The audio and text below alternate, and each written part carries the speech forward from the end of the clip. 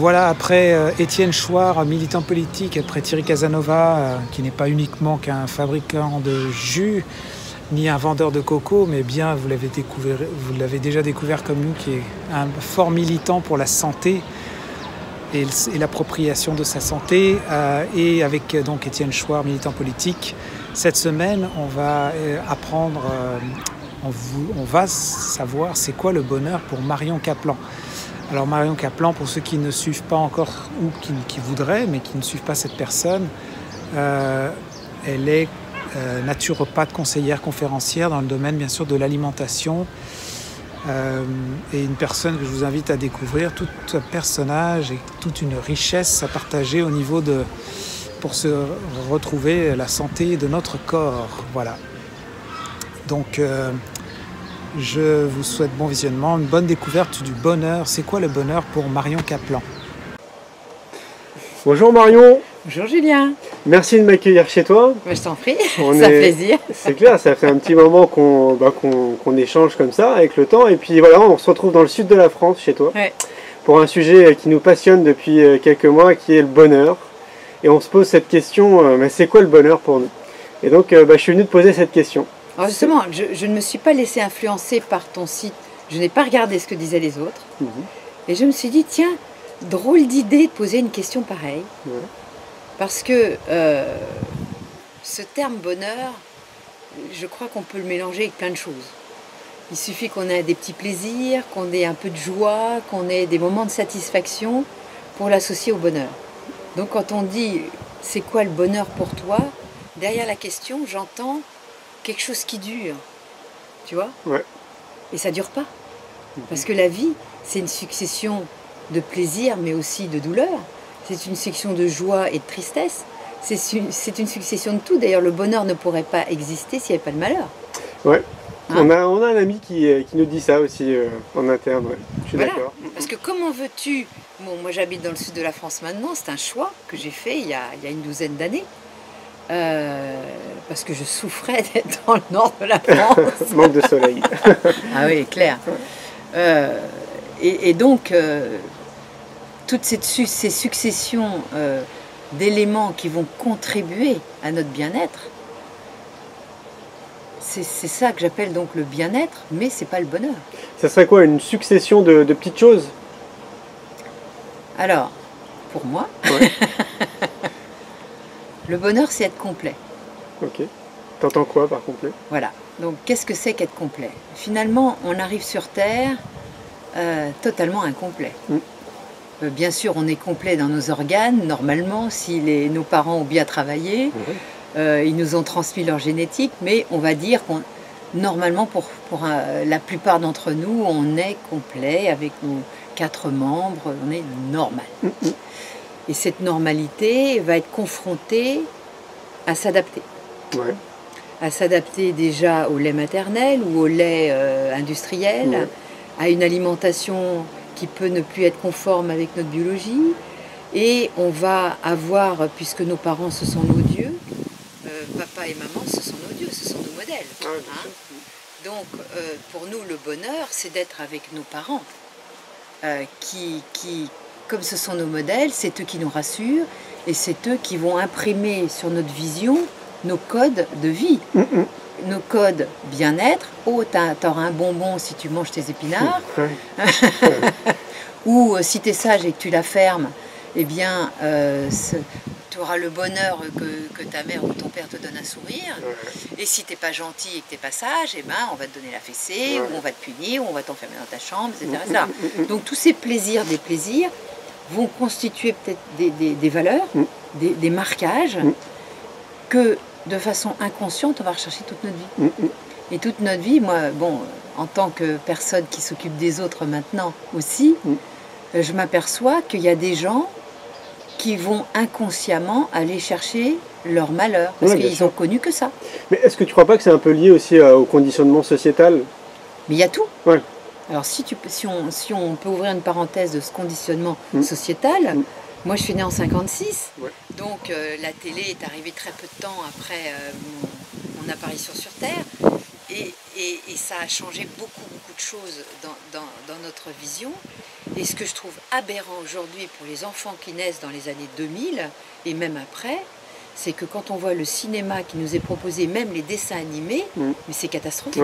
C'est que de la violence, que de la guerre, que de la trahison.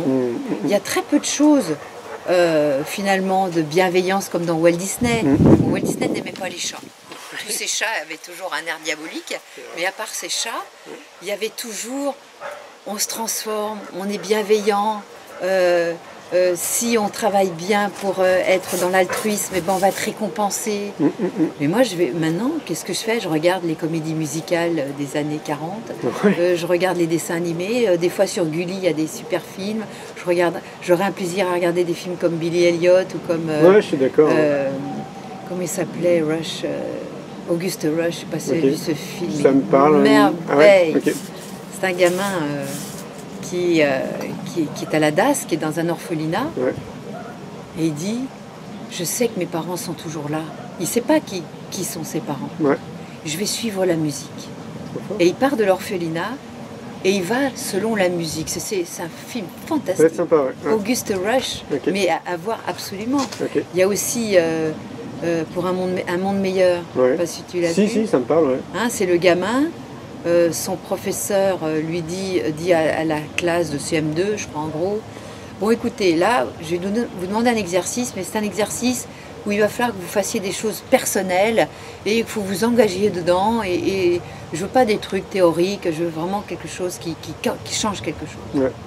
Il faut que ça contribue à changer quelque chose. Et le gamin, en rentrant de l'école, il est à vélo, et puis il voit en contrebas des SDF. Il va prendre un SDF, il l'amène chez lui, il lui fait prendre une douche, il lui donne à manger, etc. Alors sa mère, évidemment, rentre le soir, elle ne le voit pas tout de suite puisqu'il le cache dans le garage, et je ne sais plus quand est-ce qu'elle découvre le SDF, qui est un peu surpris de son agressivité à la mère, etc. Et l'enfant dit, voilà, moi je t'ai fait quelque chose qui m'a coûté quelque chose, il faut que tu fasses la même chose à 3 personnes. Il faut que ça te coûte quelque chose. Et il crée comme ça une chaîne de bienveillance. C'est génial. Fantastique ce film. À voir absolument. Mais il y avait un paquet de films comme ça qui avaient beaucoup de sens. Mais heureusement qu'il y en a. Mais sinon, écoute, tu peux pas regarder que ça soit la TNT, Canal, machin. Moi j'ai à peu près tout, tu vois, parce que j'aime avoir le choix. Mais quelle violence, quoi. Je suis d'accord. Et je comprends pas que... On est étonné après que les gamins ils pètent les plombs à l'école, ils sortent leur couteau, ils poignardent leurs copains. On s'étonne parce que ils sont tellement dans un monde virtuel aujourd'hui, l'électronique, ils sont nés avec. Et donc ils ont du mal à savoir ce que c'est une vraie émotion. Ça me fait penser à une chose, je crois que ça remonte à 2 semaines, j'ai discuté avec un enfant. Il pensait que les œufs, c'était les œufs qu'on trouvait au marché. Pour lui, en fait, tu sais, tu allais au supermarché, pour lui, les œufs, c'était en boîte. Ah oui. C'est-à-dire qu'il n'a aucune connaissance. D'où ça vient. D'où ça vient. C'est grave. Non, mais là, on est en train de nous déconnecter. Et on en parlait tout à l'heure. C'est que avec tous ces outils de connexion qui sont fantastiques, moi j'adore, je me régale, bien sûr, puisque c'est une fenêtre ouverte sur le monde. On veut un renseignement, mais on l'a instantanément. Ça, c'est extraordinaire. Mais d'un autre côté, on ne communique plus. Non, les relations humaines sont coupées. On ne communique plus, on le disait, avant qu'il y ait la télé, tout le monde était dehors, au bistrot ou dans la rue, le week-end les gens échangeaient, il y avait des endroits où on se retrouvait, il y avait des petites danses, là, des dancing pour les vieux, et on se retrouvait, là maintenant tout le monde reste chez soi devant la télé. Oui, c'est clair. J'ai l'impression que c'est en train de changer, c'est en train d'évoluer avec le temps, en tout cas qu'il y a un désir, tu sais, quand même, de l'humain, de ce contact humain. Voilà, parce que ça nous manque. Ça nous manque. Ça nous manque. Alors les jeunes qui naissent aujourd'hui, je ne connais pas le prisme dans lequel ils vivent, puisqu'ils ont déjà leur petit jeu tout de suite. Hein? Eux, ils vont sur un iPad. Nous, on met du temps à s'acclimater à cette technique. Tac, tac, tac. Ils ont tout compris, c'est bien. D'un autre côté, on développe une intelligence. Mais d'un autre, si on coupe l'électricité, allez, clac, on coupe tout. Retour aux sources. Là, ça va être très intéressant. Nous, on pourra survivre. Je pense. Mais eux, je sais pas. En même temps, est-ce qu'il n'y a pas aussi un rôle parental? On le disait tout à l'heure. Est-ce que c'est normal qu'un enfant à 6 ans, il ait déjà un iPad dans les mains? On peut se poser la question. Le rôle parental aussi fait que les jeunes parents d'aujourd'hui, ils ont quoi, 25, 30 ans? Hein? Toi, t'es pas loin. Merci. Et il faut savoir que l'être humain, d'une manière générale, est feignant. c'est quand même une de ces grandes qualités de feignant. Oui, c'est une qualité quelque part. Et cette qualité, le marketing et l'industrie agroalimentaire et pharmaceutique l'a compris. Très bien compris, oui. Ils savent qu'il est gourmand et feignant. Et l'industrie, elle nous propose, ça dégueule sur tous les marchés, mange, prends-moi, que des trucs sucrés, que des trucs dégueulasses. Moi, j'habite dans le sud maintenant, au bord de la mer. Mais je vois de plus en plus de gros jeunes, des filles qui pourraient être jolies, qui sont grosses. J'ai pas dit que c'était une... ça devient une tare, parce qu'on peut se prendre en main. Ah oui, évidemment. Et le problème, c'est que les parents sont très coupables, très responsables de ça, parce qu'eux-mêmes ont mangé ce que j'appelle la malbouffe. Et cette malbouffe fait que elles ont une flore intestinale totalement déjà dégradée quand elles vont accoucher de leur enfant. Et quand elles l'ont construit aussi, eh bien, au niveau de la fécondation, c'est-à-dire la conjugaison des gamètes, elles vont transmettre un système HLA, c'est-à-dire le système génétique, qui fait que déjà l'enfant aura des choses qui sont perturbé. Ouais, c'est transmis par le patrimoine génétique. Donc déjà, ton capital de graisse, on le voit, tu as des familles à être maigres et tu as des familles à gros. Et plus ils sont gros et moins ils font quelque chose, plus ça va tellement s'aggraver que la gamine, elle mangera des tomates, elle prendra du poids. Bah, moi, j'essaye parfois de me faire un peu l'avocat du diable en me disant que ouais, évidemment, il y a une part de responsabilité des parents, c'est sûr. Mais moi, j'insiste beaucoup aussi sur le rôle qu'a le gouvernement. Et, tu vois, ils s'en foutent. Bah, ils s'en foutent clairement. Mais attends, est-ce que tu crois que nos gouvernements nous veulent du bien? Bah non, surtout pas. Est-ce que tu crois que notre industrie pharmaceutique nous veut du bien? Est-ce que tu crois que notre médecine nous veut du bien? Est-ce que tu crois que notre éducation nous veut du bien? Personne ne nous veut du bien. Regarde, quand tu fais l'état des lieux, on est dans une société de mensonges. Les politiques mentent. Les laboratoires pharmaceutiques mentent. Les agriculteurs, les pauvres, ils essayent de survivre. Ils essayent de survivre parce que s'ils ne mettent pas de pesticides, on les fout en tôle et on leur donne des amendes. Donc qu'est-ce que tu fais? À moins d'avoir chacun notre potager et de revenir à partager nos terres et d'en refaire des prairies, je ne vois vraiment pas comment on peut faire. Donc il faut faire comme Pierre Rabhi dit, de recréer des petites oasis, des petites prairies. Et moi je suis prête à partager des terrains pour qu'on cultive. Là oui, ça c'est intéressant. Là on va pouvoir, grâce à Internet et à ces réseaux sociaux, on va pouvoir créer des petits éco-jardins où on pourra partager. C'est-à-dire, tu travailles ton jardin, tu as le droit à une quote-part de ce que tu fais, tu donnes le reste à celui à qui appartient le jardin, c'est normal. Parce que bon, sinon après, on est obligé, même le chasseur-cueilleur avait son petit territoire de chasse. C'est évident. Donc on est obligé d'avoir son quartier de survie, mais on pourrait très bien, aujourd'hui, il y a plein de terres, plutôt que d'avoir des champs immenses avec du blé dégueulasse, on le sait que le blé est mauvais pour tout le monde, je vous le dis. Le blé n'a que 12 000 ans. 12 000 ans, ok. Regarde, quand tu écoutes l'être humain, 4,5 millions d'années, Lucie à peu près. C'est ça, Ça fait plus de 600 000 générations. 600 000, ok. 600 000 générations. Il faut 3 générations pour faire un siècle. 600 000 générations que l'être humain s'est démerdé sans médicaments, sans pesticides. Et qu'il a très bien survécu aux aires glaciaires, aux mammouths, aux épidémies, à tout ça. Capacité d'adaptation. Capacité fantastique d'adaptation et capacité qu'on a tendance à oublier, d'auto-guérison. Bien sûr. Un animal dans la nature, quand il est blessé, il se couche en rond, il se repose, il dort, il cicatrise. Il se lèche, parce qu'il y a des enzymes dans sa salive, et il attend que ça se passe et que ça se répare tout seul. Bien sûr. C'est un peu le principe du jeûne. Parce qu'à l'époque, c'est pareil, on peut estimer que... Absolument, le chasseur-cueilleur, il ne bouffait pas toute la journée. Bien sûr, Quand il pouvait manger, il mangeait, mais il restait des fois 2-3 jours sans pouvoir manger. C'est ça. Donc du coup, son corps s'auto-guérissait. Et il faisait du sport, parce qu'il fallait marcher. Il fallait chasser. Il fallait aller chercher, non pas au magasin du coin, sa boîte de conserve, mais il fallait marcher pour trouver des baies, pour trouver du miel, pour trouver des racines, et pour trouver du gibier. Beaucoup le disent, la sédentarisation aussi ne nous a pas du tout aidé. Mais c'est une catastrophe. Le manque de sport, c'est numéro 1. Il faut bouger, puisque la société ne nous invite pas à bouger. Il faut faire un effort pour bouger. Bon, moi maintenant, je te le dis, je vais du vélo. Mais j'ai toujours quand même bougé, parce que si je ne fais pas de sport, je deviens trop nerveuse. Donc ça m'équilibre.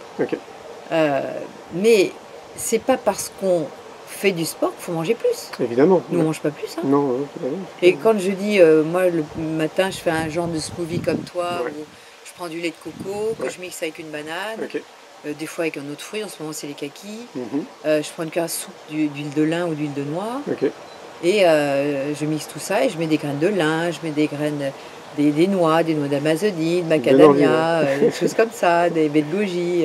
Je mange peu de fruits, très peu.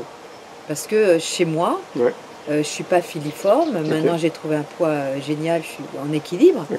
Mais si je me mettais à manger sucré et tout ça, je reprendrais du poids. Oui, c'est important de le dire parce que ça ne concerne pas tout le monde. Voilà, on pourrait se dire manger des fruits à tout va, mais bon, voilà, il y a des gens qui peuvent plus en manger. Moi, j'ai tendance à fermenter facilement.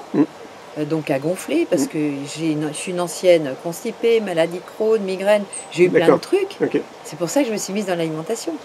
Parce que la médecine ne me donnait aucune réponse. Parce que tu le sais, encore aujourd'hui, ma fille qui a 24 ans a des copains qui sont fac de médecine, qui terminent leurs années de médecine. Et ils ont fait 4 heures. 4 heures en 7 ans. C'est flippant. Et un gastro-entérologue, le mec qui s'occupe de votre ventre, de votre digestion, 4 heures. Non, mais c'est incroyable. C'est lamentable. Mais pourquoi? Parce que les labos et les lobbies payent les facs de médecine. Et donc ils orientent vos connaissances. C'est ça, ils travaillent ensemble. La médecine a fait beaucoup de progrès pour tout ce qui est aigu, mais tout ce qui est chronique, elle est zéro. Oui, enfin c'est pareil, c'est à leur avantage. C'est orchestré quelque part. C'est orchestré de... Je vous donne de la cortisone, je vous donne des anti-machins, des antidouleurs, des anti-trucs qui vous permettent de supporter votre maladie, mais pas de la guérir. Pour la guérir, je suis désolée, l'alimentation, le sport. C'était qui? C'était Hippocrate qui disait l'alimentation est notre premier médicament, c'est ça? Bien sûr. Hippocrate, ensuite Paracelse, c'est la dose qui fait le poison, etc. Mais regarde, donc, je reviens à mes 600 000 générations. L'agriculteur, donc de chasseur-cueilleur, on s'est sédentarisé avec l'agriculture. Parce que je suis en train de lire un livre très très bien qui s'appelle Tous gros demain. Et le mec fait un parallèle entre les 3 Lucies. D'accord. Il l'appelle la première Lucie, et la deuxième, il l'appelle Lily. Enfin, il a donné 3 prénoms. Il y a le chasseur-cueilleur, il y a celle qui arrive avec l'agriculture et celle d'aujourd'hui. Et il fait le parallèle entre les 3, c'est vachement bien fait. Ça va être top. C'est très intéressant. Et donc, on voit comment les habitudes ont changé. Et donc, quand on pense que ça ne fait que 600 générations, c'est pas beaucoup. 600 que l'agriculture existe, et la fameuse révolution verte, 10 générations. Ah oui, donc et c'est quoi cette révolution verte?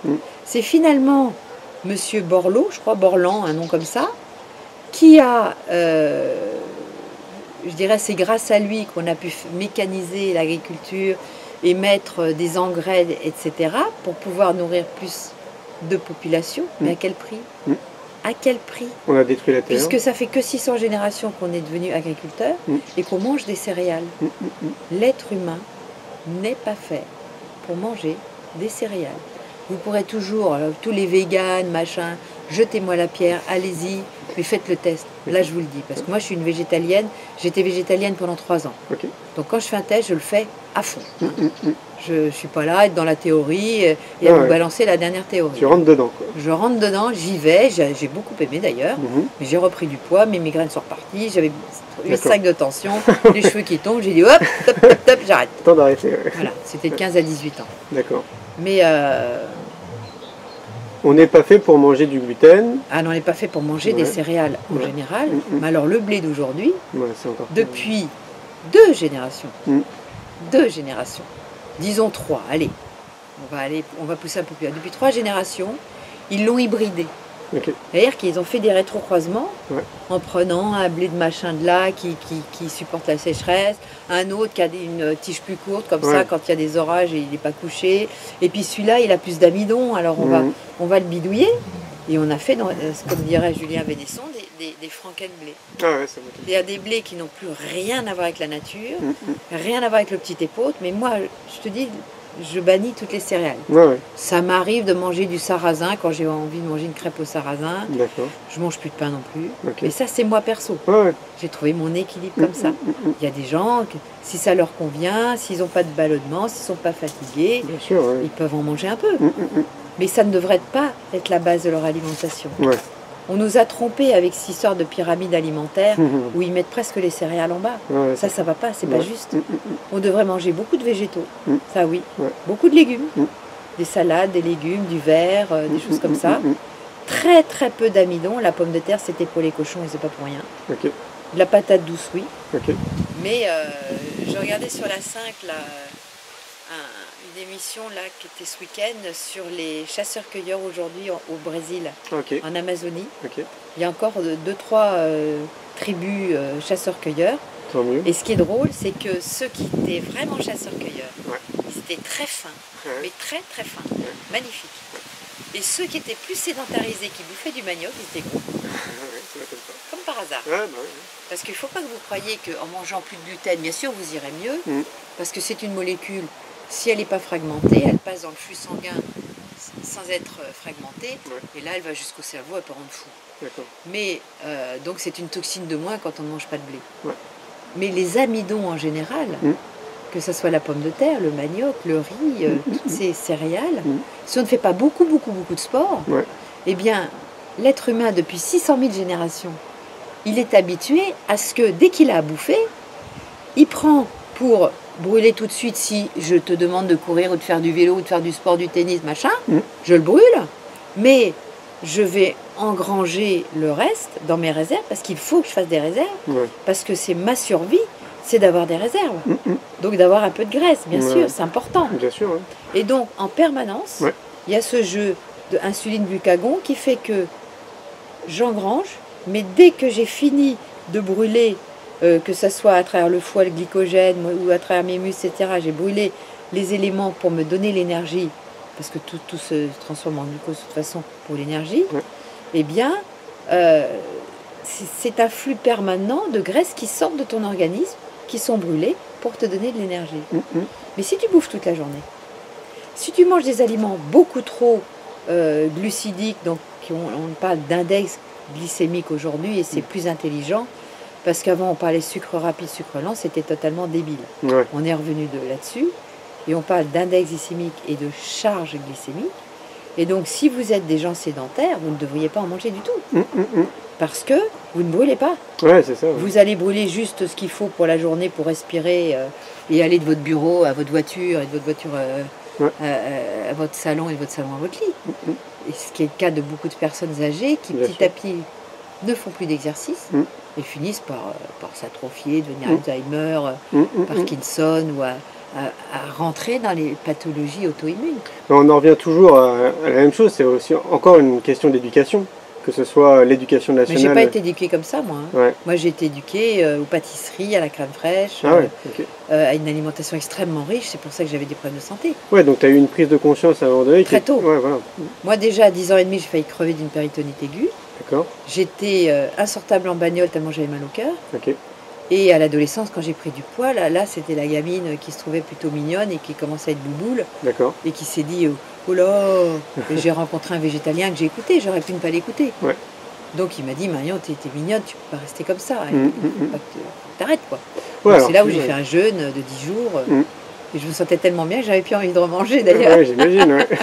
Justement, on parle de jeûne, mais comment tu peux réussir à sensibiliser une population qui n'est pas forcément... je vais pas jusqu'au jeûne. Dans mon livre J'arrête la malbouffe, c'est pas j'arrête McDo, faut pas croire.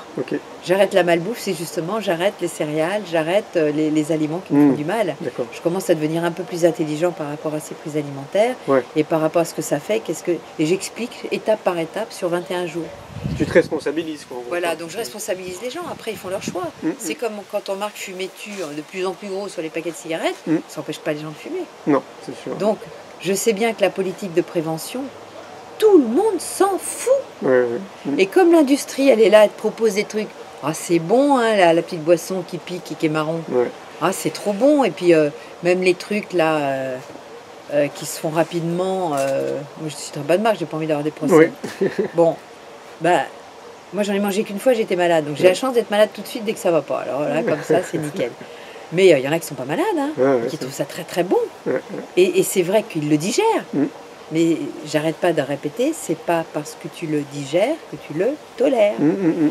Et c'est vrai que Pierre Rabhi m'a fait beaucoup rire quand il dit avant de manger, on disait bon appétit. Aujourd'hui, c'est bonne chance. Hein. Ça devient compliqué. Hein. Ça devient compliqué parce que l'agriculture telle qu'elle est aujourd'hui, c'est foutu.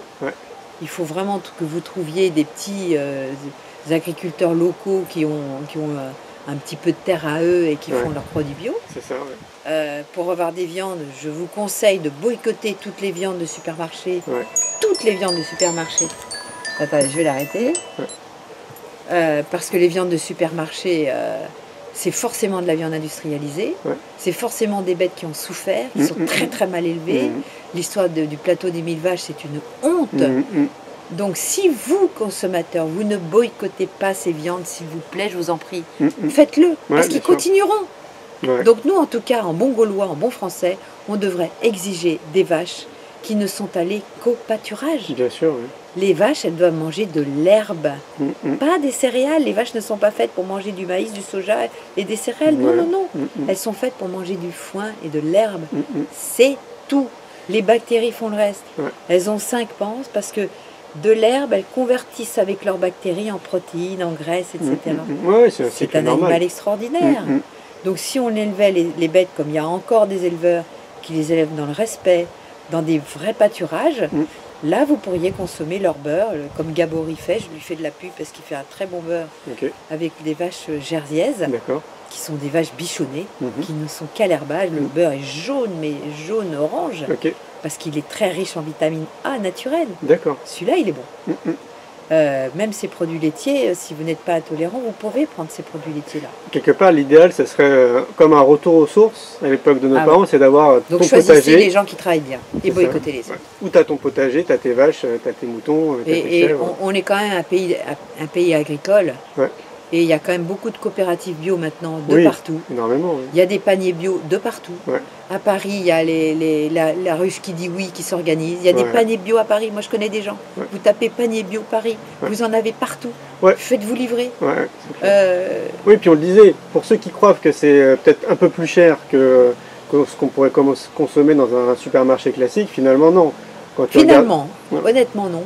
Parce que d'abord, les gens mangent trop, donc ils mangeront moins. Parce que comme leurs cellules sont plus nourries, bien sûr, vous n'allez pas détruire dans des cuissons qui ne vont pas. Les cuisiner à la vapeur douce, c'est clair. Forcément. Dans le vitaliseur, tant qu'à faire. Voilà. Mais vous n'allez pas cuisiner au micro-ondes. Ça, c'est certain. Vous allez éviter les grillades.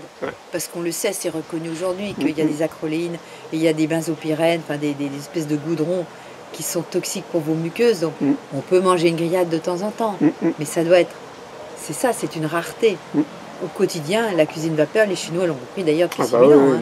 Parce qu'ils n'avaient pas l'argent pour aller avoir de Toubib.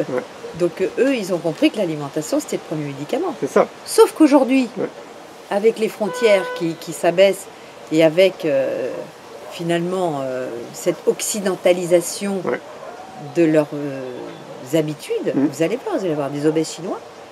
Et ils vont mal finir. Hein. Et ça va tellement vite. Ouais, ce serait pas étonnant. Ceci dit, c'est vrai qu'eux, ils ont quand même bien compris la santé, quoi, dans sa globalité. Dans les villes, je sais pas. Ouais, tu crois, J'ai l'impression que...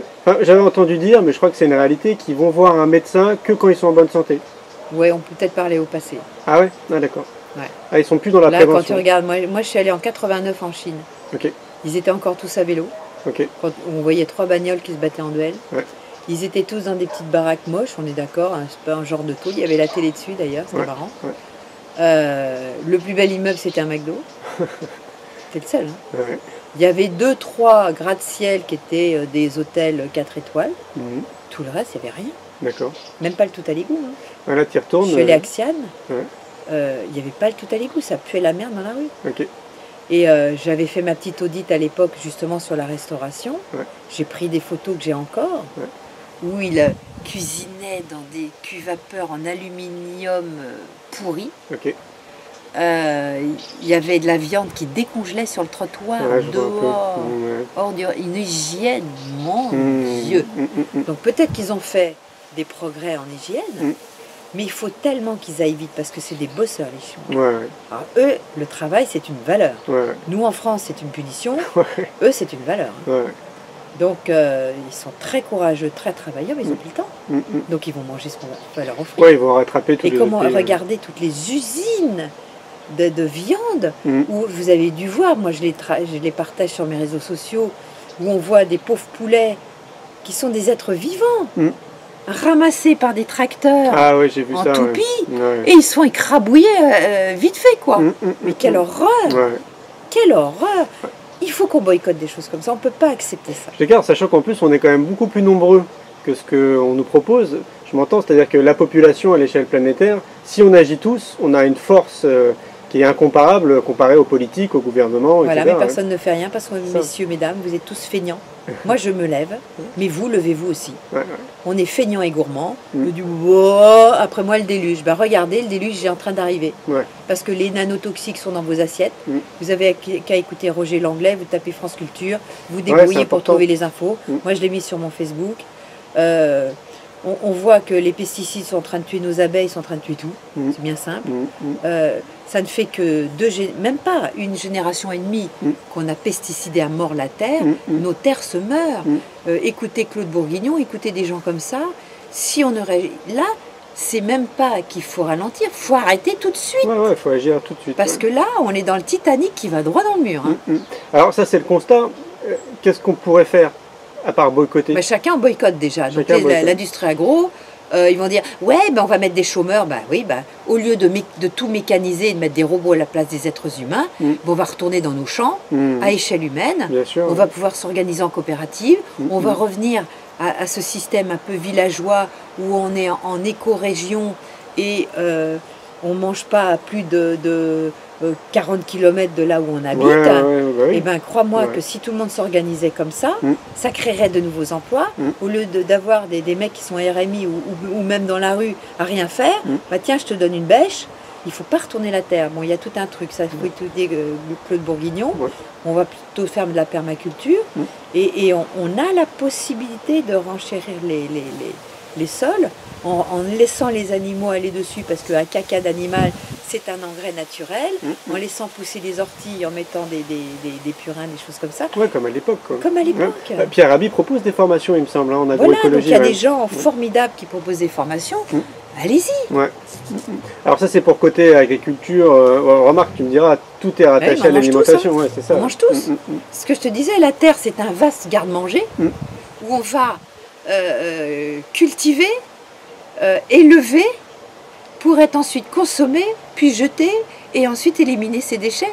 Et puis en plus, on a aujourd'hui ce qu'on n'avait pas avant, l'énergie pour se chauffer et s'éclairer. Alors si on n'avait plus cette énergie comme c'était avant, on se baladait à cheval ou à vélo.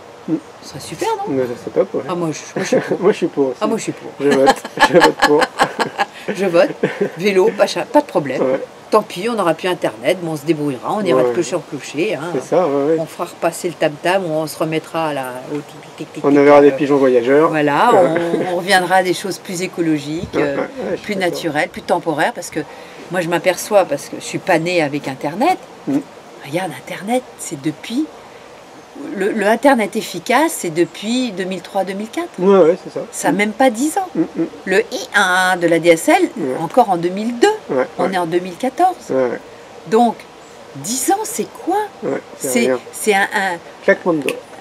Un petit tiers de génération, c'est rien du tout. Je suis d'accord. Et aujourd'hui, on ne pourrait plus se passer de téléphone portable. On ne pourrait plus se passer d'ordinateur. Et si on ne communique plus comme ça, on est perdu. Donc, t'éteins la télé.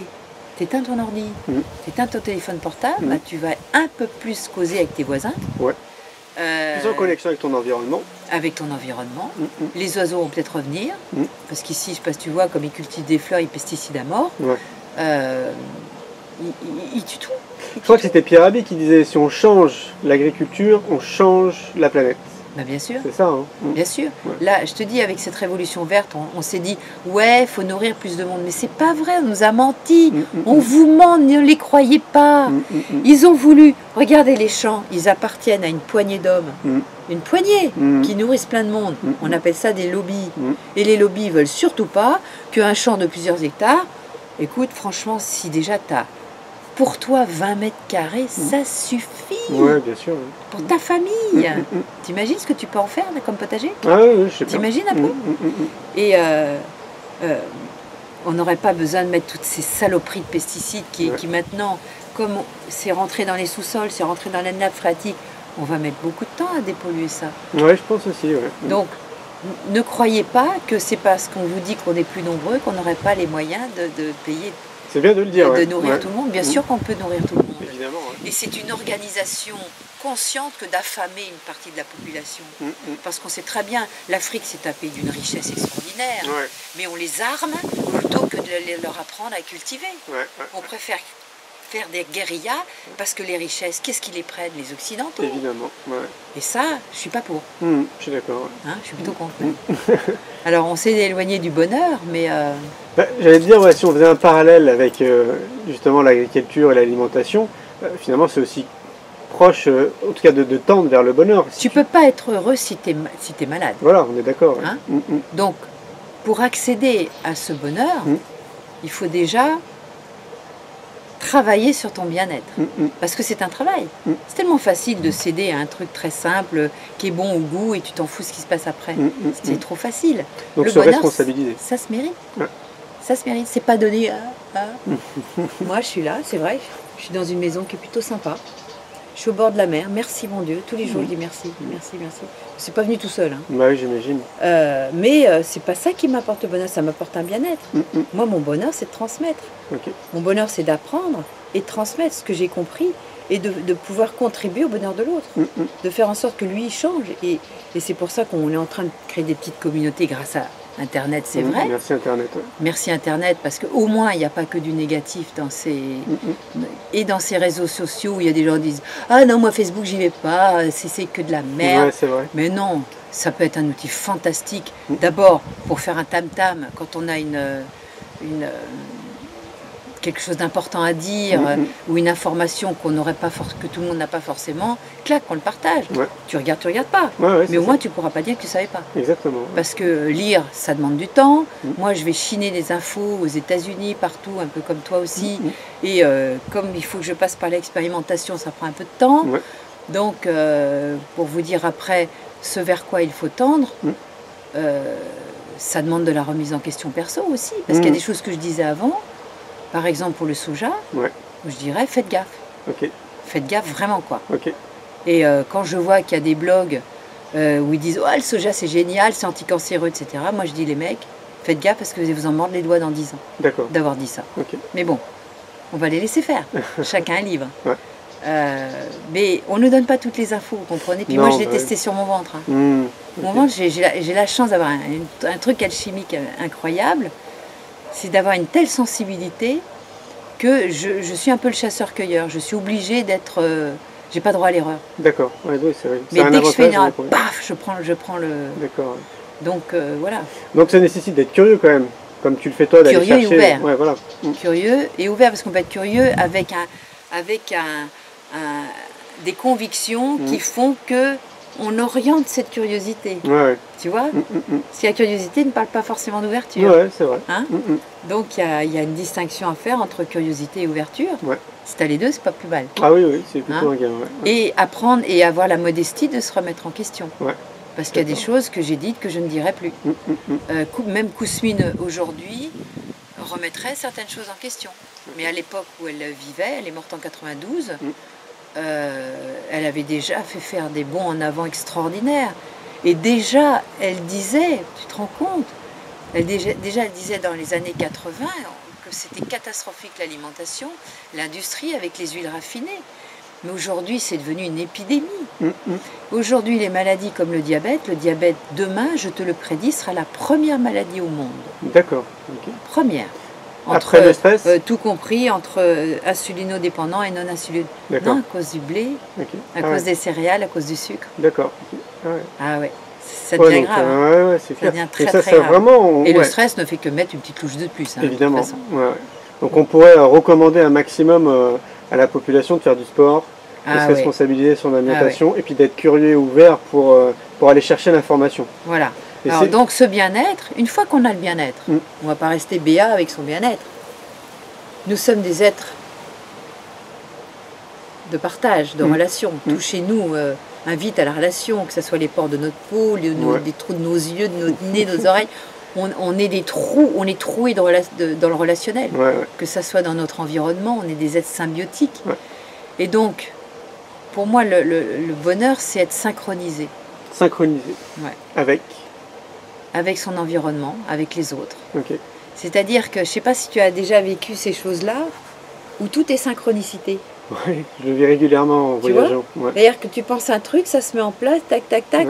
Il n'y a même pas de stress à se mettre, ni de volonté. Tout est cohérent et tout est juste. C'est un engrenage qui se fait naturellement. Voilà. Et parfois, quand on est dans les peurs, ça se grippe, il y a un grain de sable qui se met et ça y est, je me désynchronise et je ne suis plus dans le bonheur. Parce que je me désynchronise. Donc c'est tout arriver à se synchroniser et ce que j'appelle être complet. Alors je vais revenir à ce que c'est qu'être complet. J'ai écrit un petit livre qui s'appelle Mes 10 commandements de santé, je crois, aux éditions Jouvence. Parce que un de ces commandements, tu ne l'as pas, tu ne peux pas être bien. Ouais, donc c'est... bien sûr, j'ai parlé d'alimentation, bien sûr, j'ai parlé d'exercice physique, bien sûr, j'ai parlé de respiration, mais il y en a d'autres. Il y a par exemple le pardon.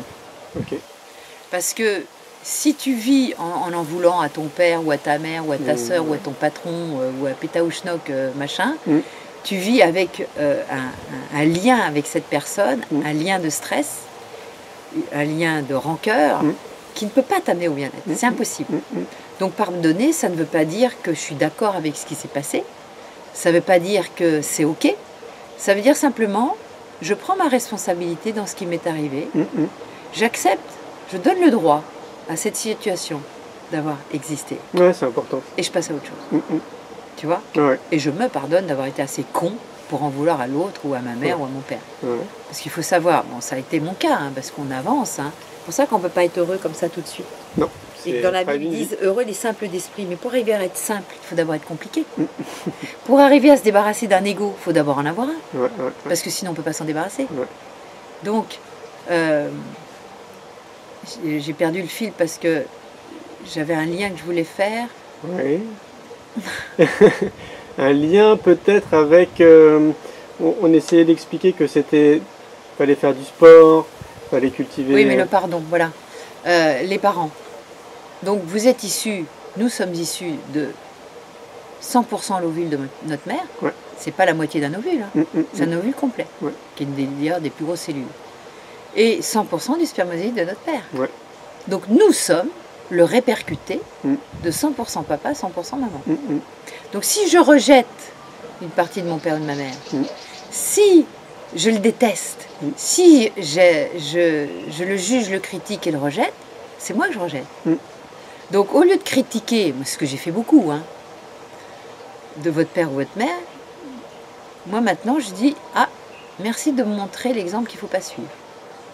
Je regarde ça comme quelque chose à ne pas faire, mais ma mère ou mon père est libre, il est mort maintenant, est libre de faire ce qui est son choix. C'est son choix. Exactement. Et nous avons après les conséquences de nos choix. Donc c'est pas la faute à pas de chance. Nous avons constamment des choix à faire. Constamment. Je peux aussi choisir de ne plus respirer. C'est un choix de respirer. Donc constamment, on est devant plein de choix. J'ai choisi de t'inviter aujourd'hui à ce que nous partagions, parce que j'aime bien partager mes idées. Si elles peuvent contribuer à aider des gens, je serais ravie. Parce que c'est en ce sens que je parle avec toi. C'est non pas pour dire, je vais chez le coiffeur, parce que j'aime bien être quand même pas trop mal. Très réussi. Mais c'est parce que j'aimerais bien que vous entendiez ce que je dis. Parce que du haut de mes 59 ans bientôt, j'ai du recul. Et je ne raillerai rien de ce que j'ai fait dans ma vie, parce que c'est ce qui a contribué à ce que je suis aujourd'hui. Donc c'est OK avec ça. Mais si je peux aider à faire des raccourcis et éviter des galères, pourquoi pas, franchement. Si j'avais eu sur mon chemin, j'en ai eu sur mon chemin, mais c'est vrai que l'élève, le maître arrive quand l'élève est prêt, hélas. C'est comme ça. Je sais pas, moi je te le disais, je pense que tout part de l'éducation. Je crois qu'il faut vraiment instaurer un nouveau système éducatif. Oui, mais les parents déjà ils sont mal éduqués. Donc comment tu fais? Aussi Comment tu fais? Et comme c'est pas à l'école que tu vas l'apprendre, c'est l'école de la vie, comme tu disais. Ouais. C'est l'école de la vie, les bourre-pifs qu'on prend quand on en a marre de répéter toujours les mêmes conneries. Pour une bonne femme, moi, c'était l'abandon. Donc quand on a marre d'être abandonné ou d'être dans des systèmes d'abandon, bah, tu travailles sur toi, tu essayes de comprendre, tu fais une psychothérapie, tu fais des séminaires pour dire « Attends, je ne comprends pas pourquoi je fonctionne comme ça. » Et tu apprends que tu fonctionnes. Et que ce n'est pas ta nature, c'est un conditionnement. Tu ne crois pas qu'il y a une démarche déjà, juste pour essayer de comprendre, de se dire « Ok, je vais comprendre pourquoi je suis comme ça. » Il faut se réveiller. Il y a une vraie démarche. La démarche, c'est la souffrance. Ah, c'est la souffrance. Moi, ça a été la souffrance, j'en pouvais plus. Ah, ouais. Donc comme j'en pouvais plus, parce que moi j'ai vécu dans des châteaux, mais très malheureuse. Donc il y a des gens pour qui le bonheur, le but, s'ils avaient dit « Ah, si j'avais un château, je serais heureux. » Mais non, pépère, c'est pas ça qui rend heureux. C'est pas le matériel. Évidemment. C'est l'immatériel. Bien sûr que si tu es dans un bel environnement, bien sûr que tu es mieux, tu te sens mieux, c'est un stress de moins. C'est logique, ouais. Mais c'est pas ça qui donne le bonheur. Non, c'est pas vrai. Sûr, ouais. Pas vrai du tout. Donc c'est ça qu'il faut arriver à comprendre. C'est à la fois pardonner à nos parents, ne plus avoir d'attente. Parce que je vois plein de gens, ils disent « Ouais, il y a facile. » Ils sont toujours dans des attentes. C'est-à-dire, ça leur est dû. Si j'attends que tu sois content si je te fais à dîner, ou que tu m'appelles, pour les parents qui disent « Ouais, ma fille, elle m'appelle jamais. » Ils sont dans l'attente qu'elle appelle. T'as qu'à prendre ton téléphone et l'appeler si tu as envie de l'appeler. Pourquoi ce serait toujours attendre? Attendre, ça veut dire quoi? Ça veut dire que ça t'est dû? Il n'y a rien qui nous est dit. Rien du tout. Nous devons générer tout ce que nous voulons. Et encore, sans objectif de résultat. C'est-à-dire, ça vient pas, c'est bien. Les 4 accords Toltec le disent très bien. Génial, les accords Toltec, c'est formidable. Je l'ai lu bien après avoir lâché prise avec tout ça. D'accord. Mais je trouve que les accords Toltec, c'est fantastique. Parce que c'est simple. Et déjà, rien qu'appliquer d'être 100% quand tu fais quelque chose, parce qu'il y a beaucoup de gens qui sont 90%, mais les 10%, ils ne les donnent pas. Bah, si tu n'es pas 100%, ça ne marchera pas. Et de ne pas en faire une histoire personnelle. On est toujours, toutes les 5 minutes, à faire des histoires personnelles, des choses. C'est incroyablement simple. Et déjà, donc, lisez les 4 accords Toltec. C'est vrai que c'est un livre incontournable. Parce que c'est simplement dit et très important. Ouais, et puis c'est que du bon sens finalement. C'est que du bon sens. Quand tu le lis, tu dis ah bah oui, effectivement, oui, c'est normal. Et donc aussi, il y a une part de rêve à avoir parce que notre réalité d'aujourd'hui, c'était notre rêve d'hier. Donc, si je veux sortir de cette réalité qui m'encombre aujourd'hui parce que je ne suis pas bien dans ma vie, parce que si t'aimes pas ton boulot, si t'aimes pas ton environnement, t'aimes pas ton mec ou ta nana, bah, ça ne va pas changer tout seul. Hein. Non. Il va falloir prendre des décisions. Donc c'est des choix que tu... Il va falloir faire des choix. Moi, j'ai tout viré en 2001. Le mec était un pervers narcissique de folie. Je ne donnerai pas son nom. Mais j'étais dans un système, j'étais dans mes conditionnements. Puisque ma mère s'est mariée un certain nombre de fois et elle a eu aussi quelques pervers narcissiques. Donc j'ai eu ça comme modèle aussi. Donc il a fallu que je prenne conscience de ça pour sortir de ces schémas-là. Et comme c'était l'époque où je travaillais sur moi, j'ai eu la chance extraordinaire d'avoir un instructeur d'éveil qui s'appelle Yvan Amar. D'accord. Yvan, il n'avait même pas besoin de parler, je m'éclairais. Il était extraordinaire cet homme. Et il travaillait sur la relation consciente. D'accord. Donc cette relation consciente, c'est quand tu accuses quelqu'un de quelque chose, va regarder chez toi, fais le miroir. Exactement. Quand je l'accuse de ça, finalement, est-ce que moi, j'ai pas une partie de moi qui est comme ça? Et donc, à ce moment-là, tu deviens un peu plus responsable. Alors, au début, il y a beaucoup de nettoyage à faire. C'est long. Et au niveau de l'image de soi, elle s'effrite beaucoup. Et quand on se regarde, on s'aime pas beaucoup. Hein? Et il y aura après la réappropriation de qui je suis vraiment. Est-ce que les choses que j'aime pas, bah, au lieu de continuer à ne pas les aimer, bah, je vais les faire fleurir. Ou je vais en faire quelque chose de bien, ou je vais en tout cas cultiver d'aller vers la bienveillance plutôt que de la malveillance même vis-à-vis de moi-même. Bien sûr. Parce qu'on peut être malveillant vis-à-vis de soi-même. Les autosaboteurs, on connaît tout ça. Hein. Donc c'est tout un cheminement. C'est tout un cheminement on dit que c'est le travail d'une vie. Ah oui. Et moi je pense que pour nous aider dans cette direction, il faudrait se couper des médias. Il faudrait, tu vois, ne plus regarder la télé, en tout cas peut-être regarder... Mais il y a quelques bons films qui peuvent être initiatiques, des bons livres. Donc, voilà, on va être très sélectif dans ce que tu fais. Pareil, être très sélectif, par exemple, la radio, sur beaucoup de choses. Tout l'aspect médiatique, pour moi, est une grande part de conditionnement sociétal parce que ils transmettent beaucoup de nocivité, c'est quelque chose de très anxiogène. Vous écoutez les nouvelles et ça y est, vous allez vous suisuder quoi, derrière. Et ils ne vous parlent que des trucs négatifs, bien entendu. Ouais. J'ai écouté quand même sur Thé ou Café. Ouais. C'était dimanche matin et il y avait un nommé... c'est quoi son prénom? Bertrand Picard? Bertrand Picard, peut-être. Ou Philippe Picard? Ou Bernard Picard? Enfin, un nommé Picard. Ouais. Un Suisse. Ok. Fantastique le mec. Okay. Et il vient de sortir un livre qui dit aller plus haut, je sais pas quoi. C'est lui qui a construit cet avion solaire. D'accord. Hein? Ok, je vois, ouais. Oh, une présence. Ok.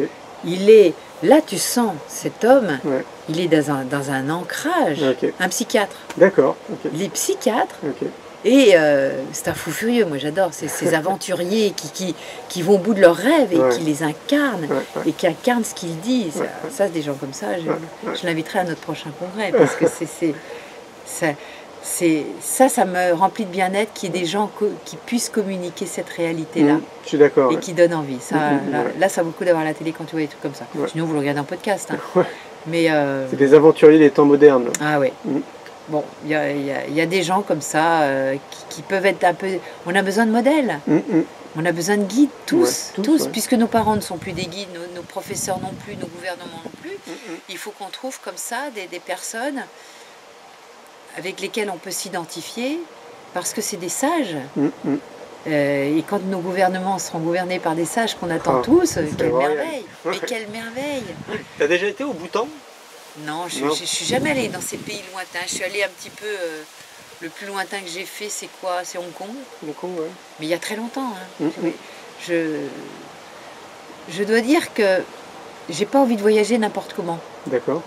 Et je me suis laissée happer par mon travail et par tout ce que je fais et partir. Moi, j'ai pas envie de partir 5 minutes. Oui. Si je pars, c'est un mois. Sinon, ça vaut pas le coup. Hein. Oui, je suis d'accord. Donc, si je pars, j'ai vraiment envie de partir... dans des endroits profonds où il y a encore une profondeur, où il y a encore une vie un peu archaïque. Moi, les villes ne m'intéressent pas, mais du tout. Je ne suis pas intéressée par les villes du tout. Tu prêches un convaincu. Moi, j'ai envie d'aller en Amazonie voir les chasseurs-cueilleurs Zoé, là. J'aimerais bien aller voir ça de plus près. Bali, je ne sais pas comment c'est, mais j'aimerais bien aller voir les guérisseurs dans le fin fond des forêts.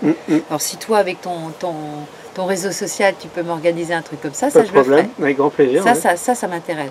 Mais les villes, mais ne me demande pas d'aller visiter un musée ou des villes, ça ne m'intéresse pas. D'accord. Je ne suis pas intéressée. Parce que tu sais qu'au Bhoutan, on mesure le PIB là-bas, le produit intérieur du bonheur. Ah oui, ça c'est pas mal. Ça.